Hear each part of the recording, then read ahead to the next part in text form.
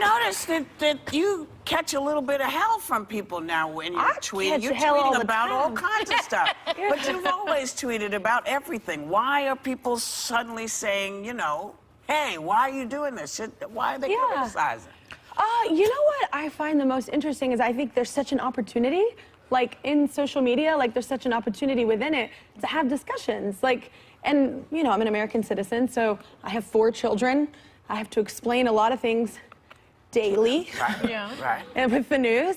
So, you know, it's like one of those things where I feel like, and that's why I always try and respond as a positive human would. I always try and be like, look, it's cool we don't agree, but like, at the end of the day, you're not going to get anywhere just being hateful. Like, you know, so just like, just say what you, say how you feel, I'll say how I feel, and like, we can find common ground, I'm sure of it, so. Well, the operative word is, I am an American citizen. I know, it's so silly, right? When they say the whole celebrity thing, like you shouldn't, and I literally, when I voted this year, I had a woman in line with me, and we were, you know, going to the line, just talking about kids and stuff, and then right before we went in to vote, you're not allowed to talk, you know, and she asked me, she goes, so what is your take on, like, celebrities having an opinion about anything?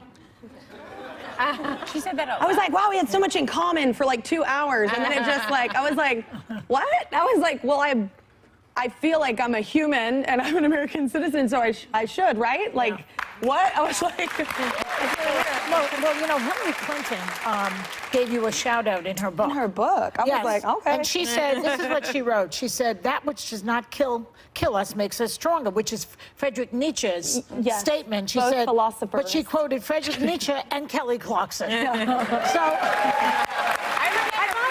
It was like, oh, Kelly. Well, I thought it was cool too, because you know, like all the flack, like regardless if you like or if you don't, if you voted for, you didn't, whatever. But it's just all the flack. There's a lot of pressure when you're in the public eye, regardless if you're in politics, you're a celebrity, whatever it is. And I thought it was lighthearted to start a book off like that. I thought it was like, you know, some famous philosopher and then being like, and also Kelly Clarkson. It shows a little humor, and I thought it was cool. Yeah. Well, you have been in the public eye since you were 19. I just realized. And we talk a lot about Harvey Weinstein and a lot of women that have been coming forward now and standing up to these men. You've been standing up to strong men in your career since you were 19. What advice do you have to young girls that may be struggling?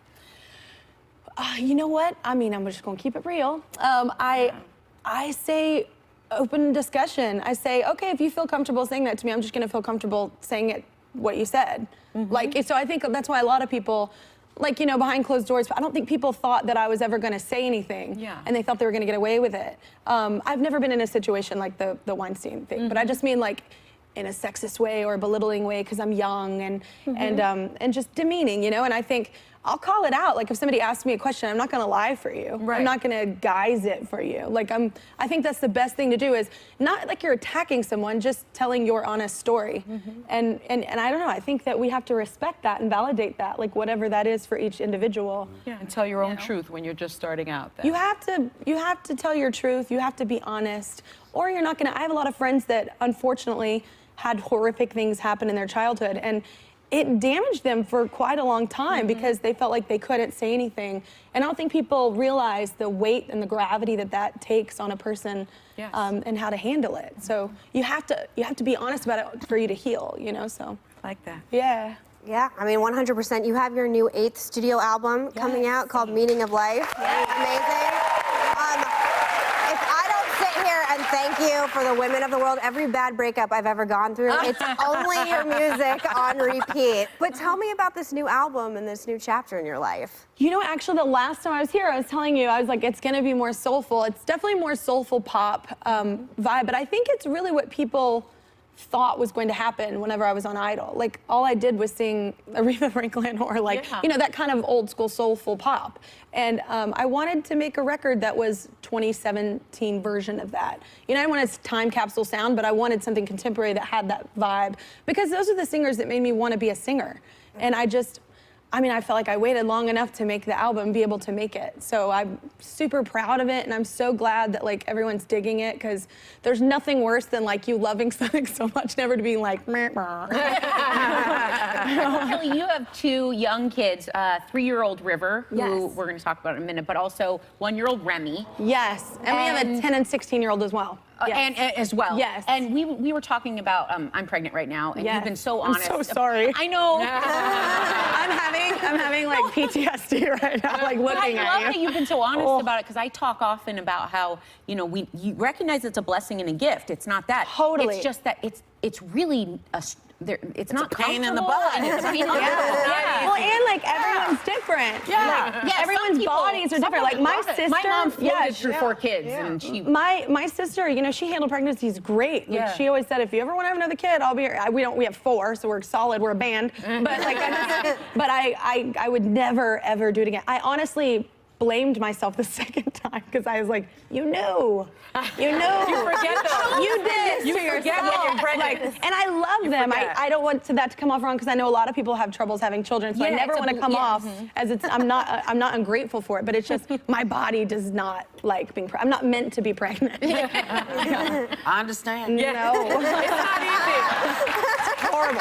It's not easy. And you notice, after you have the baby, you forget about everything that happened during the nature saying, pregnancy. You were right. I didn't forget. I did. I didn't forgot. forget. It was what happened is people said there's no way it can be like that again, and they were all wrong.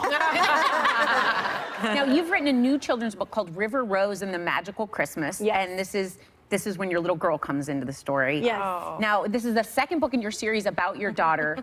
What does she think about having a series about her? Because I heard she's quite a little handful. She is such a handful. She's great. She's like a little unicorn. She's awesome. But then it's just like, if you have kids, it's like they're so sweet, and then you're like, they're just like out of nowhere.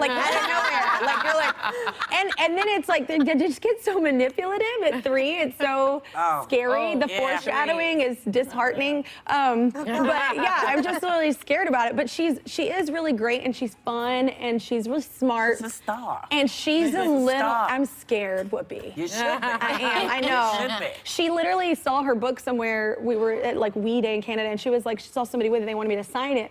She was like, "Why do you have my book?" Like she thought like it was just hers. Like there were no more. Yeah, you know. Look, you can come back here anytime. We love I you, love Kelly. coming. I like coming. Thank you, baby. Thanks to Kelly Clarkson. Members of our audience, first of all, you're going home with the new album. Yeah. But because you're really nice, you're also getting the kids' book. Yeah. River Rose and the Magical Christmas. We will be right back.